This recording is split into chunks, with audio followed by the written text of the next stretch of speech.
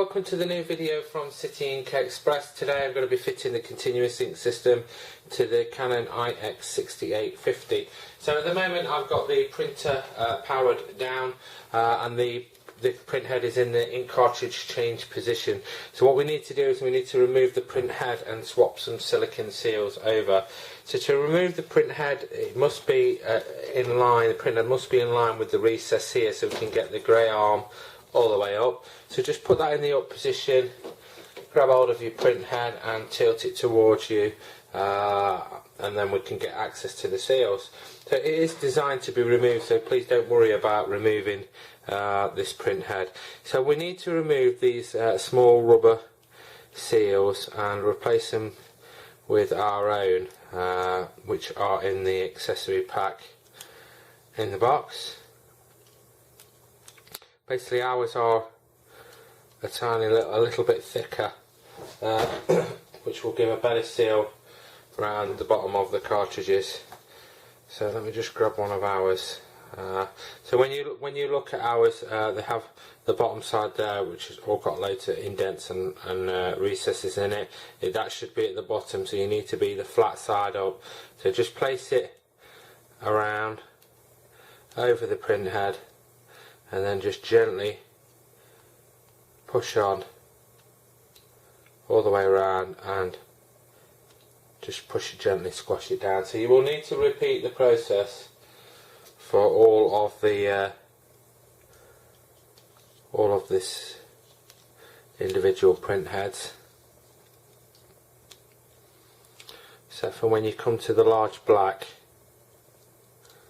there are two seals. There is a thick one and a small one. So when you've removed the Canon silicone seals, please keep them, because if you've ever got an issue with the printer, you may need to put them back in.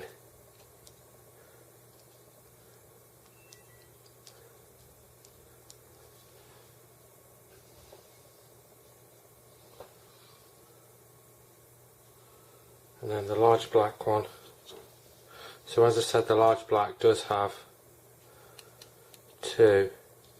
So I'm using my finger just to initially reset it. Now your silicone seals will be brand new, so these ones weren't. So if you're worried, don't worry about the ink on my finger, because you'll be using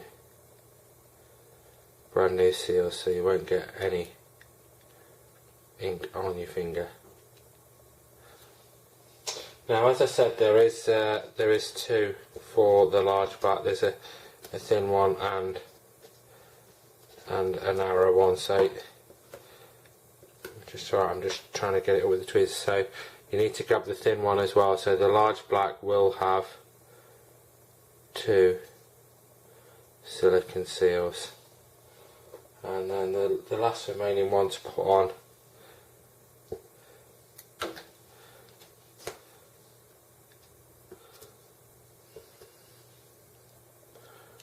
over here.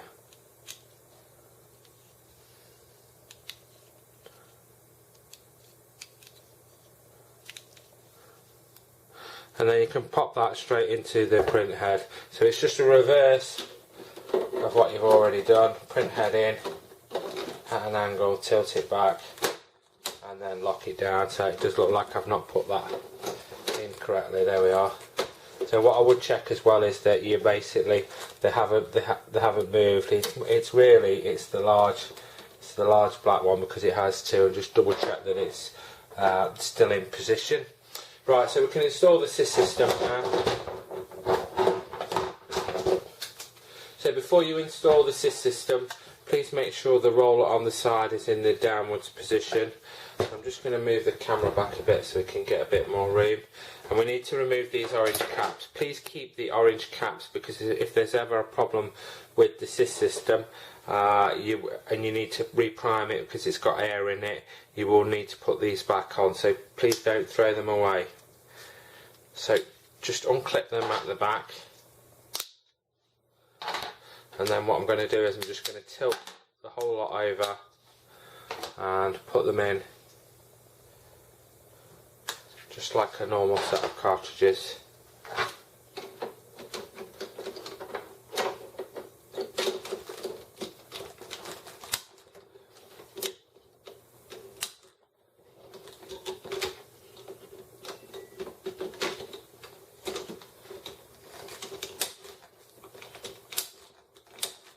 Right, so they're all clipped into place. We'll just need to look at the incline routing. So you need to check that it's nice and straight here, a nice straight loop.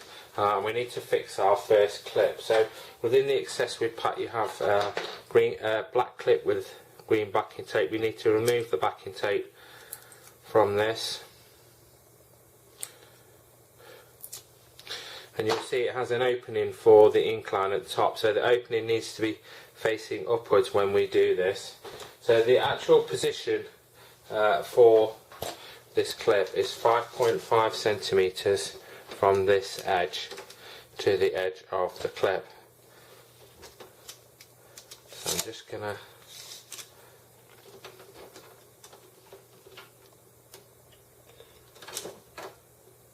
I know you can't see, I do apologise about that. So it's 5.5 centimetres from this edge here to the edge of the clip.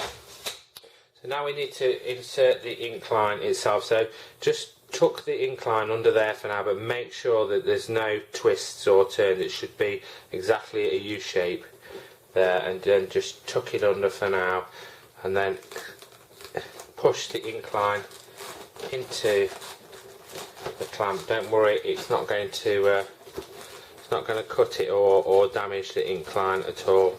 Just keep manipulating it and feeding it down until it's fully sat in the clamp. So we will need to adjust this, but I will show you how to do that. So you need to check the incline routing, so you need to slide it all the way over to the left. Now it's not going to reach at the moment because it's too tight there, so we need to be pulling the incline through.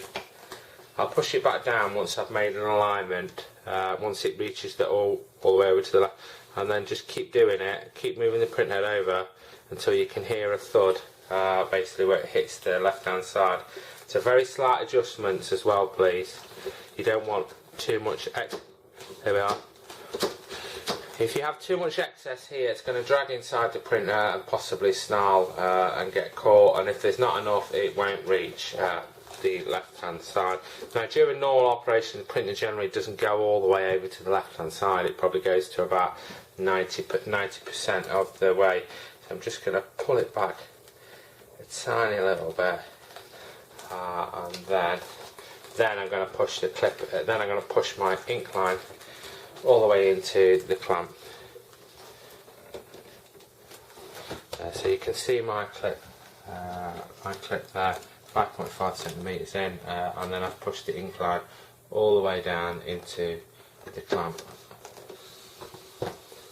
So before you actually start, just slide the print head over to the left and over to the right a couple of times, and just make sure that it can freely move. Now if you're going to pull this data cable, be very, very careful. Just do it once or twice during the initial setup, or get your finger underneath and pull the print head back out that time, just while we're doing this checkup.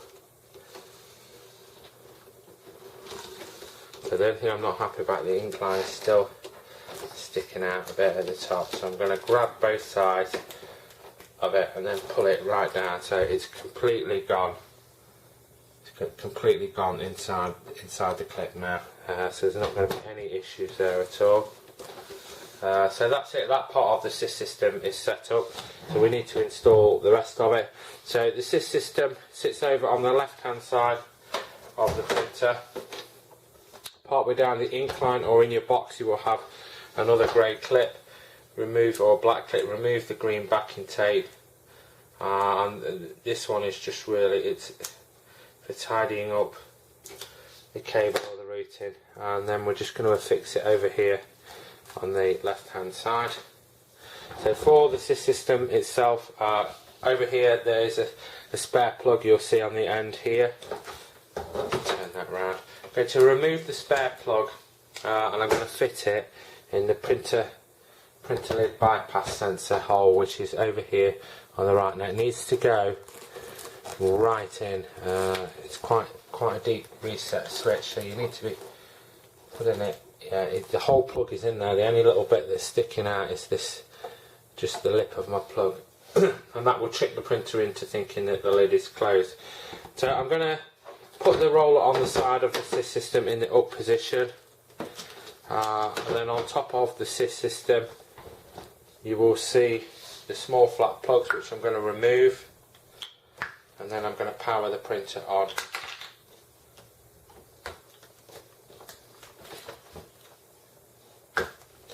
So I'm going to switch the printer on now, and then it's going to start running through a charging cleaning cycle. Now within your accessory pack you will have some air filters which look like this. These should be installed with the narrow pointed end facing upwards. There's a small stubby fat end and a narrow pointed end. It should be inserted, narrow pointed end facing upwards.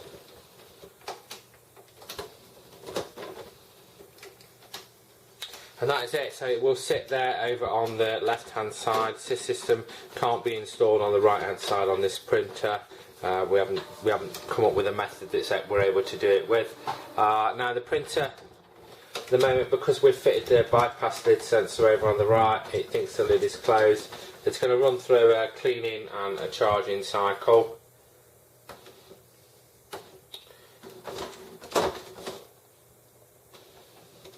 Now if when you power it on it comes over to the middle, stays in the middle, it's possible that you've not fitted the plug sensor right, so you just need to go back to that. It should just recess over to the right hand side. So I'm just going to close the lid now. What I'm going to do is do a nozzle check sheet. Just fire this computer up.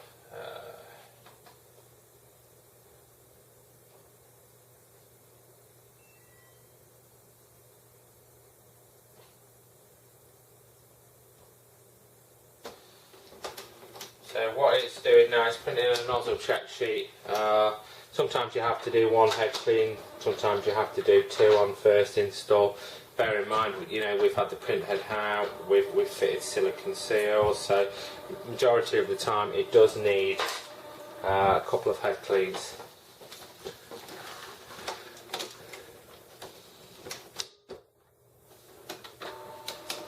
So I'm only opening the lid just so you can see it moving when it's printing the sheet itself. During normal use you will just keep the lid closed.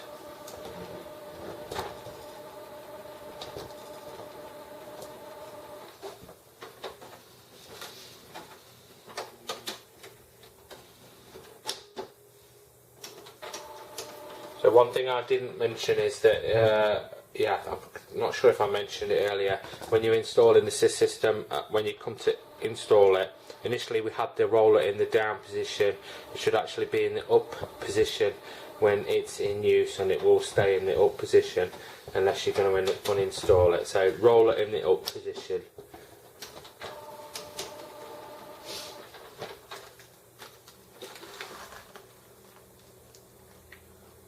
So it's just running through its first time usage and priming. So this bit's quite normal. It won't do this when you do a nozzle check, because you'll have already had previous products in the printer. This is a brand new printer.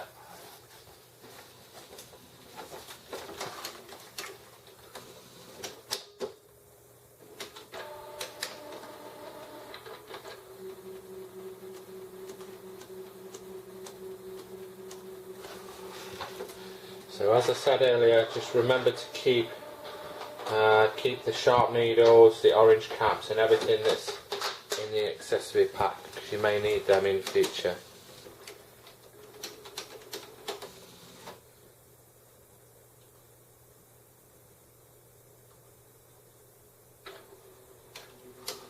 It's just the only bit I hate on the videos, it always seems to take forever when they run through a purging and a cleaning cycle.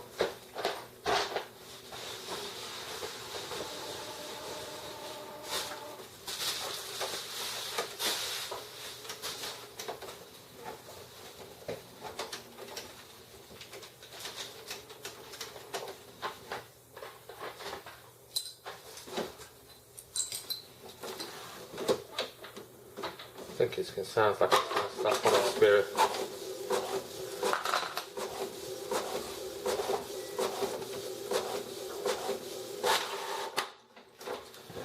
So we've got it's not done any head clean. It's got a couple of little bits of sign there at the top. I just need to run one head clean just to get rid of that. Other than that, it's a perfect nozzle check, and that's how you run and install the continuous ink system on the Canon IX6850 from City Ink Express.